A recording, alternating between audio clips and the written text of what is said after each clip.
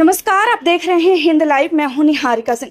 बिहार में पंचायत आम चुनाव 2026 को लेकर बड़ी खबर सामने आ रही है।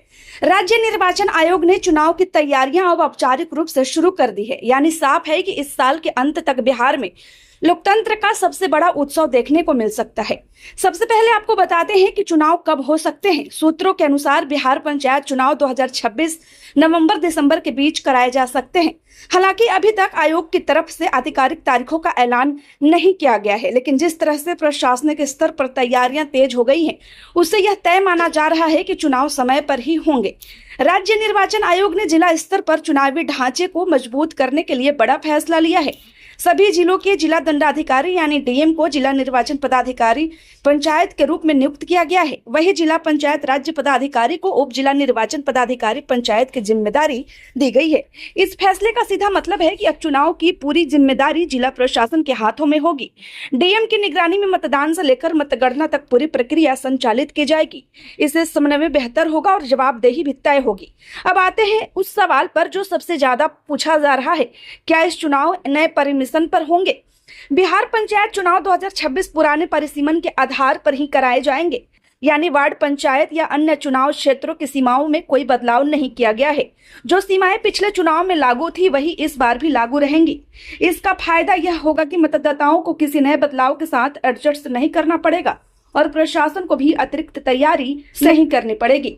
अब बात करते हैं आरक्षण रोस्टर की। हालांकि अभी तक आरक्षण रोस्टर को लेकर कोई अंतिम आधिकारिक घोषणा नहीं हुई है, लेकिन आमतौर पर पंचायत चुनाव में आरक्षण का रोटेशन लागू होता है। यानी पिछली बार जिन सीटों पर आरक्षण था उनमें बदलाव संभव है। इसे लेकर राज्य सरकार और आयोग के स्तर पर मंथन चल रहा है और जल्द ही स्पष्ट तस्वीर सामने आ सकती है। आपको बताते हैं कि इस चुनाव की सबसे बड़ी खासियत बिहार पंचायत चुनाव 2026 में पहली बार ईवीएम से वोटिंग कराई जाएगी। जी हां, अब तक पंचायत चुनाव बैलेट पेपर से होते रहे हैं, लेकिन इस बार तकनीक का इस्तेमाल करते हुए ईवीएम लागू किया जा रहा है। इसके लिए मल्टीपोस्ट ईवीएम सिस्टम का उपयोग किया जाएगा। इस सिस्टम में एक कंट्रोल यूनिट के साथ 6 बैलेट यूनिट जुड़ी होगी। इसका मतलब है कि मतदाता एक ही जगह खड़े होकर वार्ड सदस्य, मुखिया, सरपंच और अन्य पदों के लिए वोट डाल सकेंगे। इससे न सिर्फ समय की बचत होगी बल्कि मतदान प्रक्रिया ज्यादा तेज, पारदर्शी और सुव्यवस्थित बनेगी। आपको बता दें कि बिहार में पंचायत चुनाव देश के सबसे बड़े लोकतांत्रिक आयोजनों में से एक है। इसमें लाखों उम्मीदवार मैदान में उतरते हैं और करोड़ों मतदाता अपने मताधिकार का प्रयोग करते हैं। ऐसे में इस बार चुनाव कई मायनों में खास होने वाला है, चाहे वह ईवीएम का इस्तेमाल हो या फिर प्रशासनिक ढांचे में किए गए बदलाव।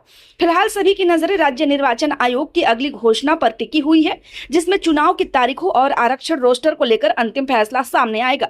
तो कुल मिलाकर चुनाव साल के अंत में संभव है। परिसीमन पुराना ही रहेगा, आरक्षण रोस्टर में बदलाव की संभावना है और पहली बार ईवीएम से मतदान होगा। इसी के साथ बिहार पंचायत चुनाव 2026 को लेकर तस्वीर धीरे धीरे साफ होती जा रही है। वैसे आपकी क्या राय है, हमें कमेंट में जरूर बताएं।